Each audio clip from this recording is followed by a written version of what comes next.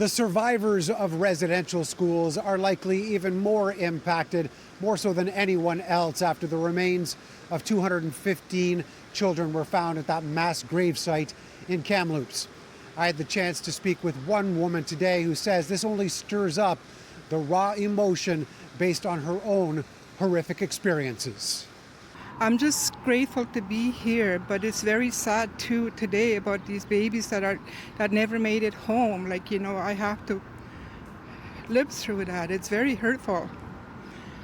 When I heard about it, it was really bothersome. It really bothered me. I had a hard time focusing on what I was doing.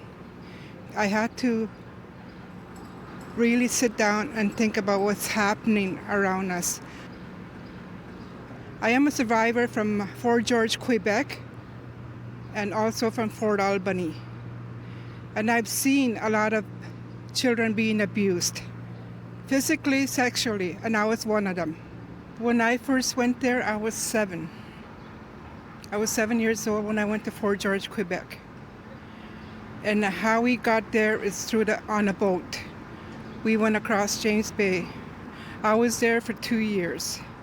And that's where I was mostly abused by a priest.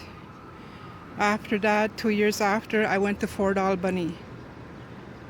I was there for 3 years, and that's where I was physically abused all the time.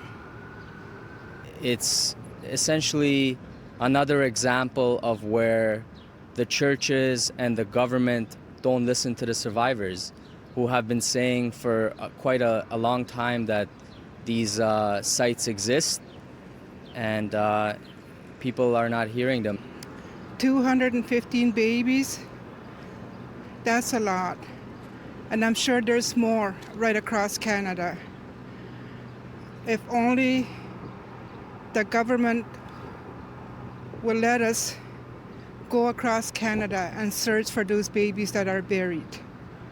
And it's very hard, especially now, when you hear about these babies never made it home. It's really hard from here.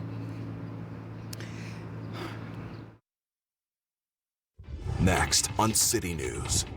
A warning of a mass exodus of nurses. They've asked for life support and they're not getting it. What led to a crisis in Ontario?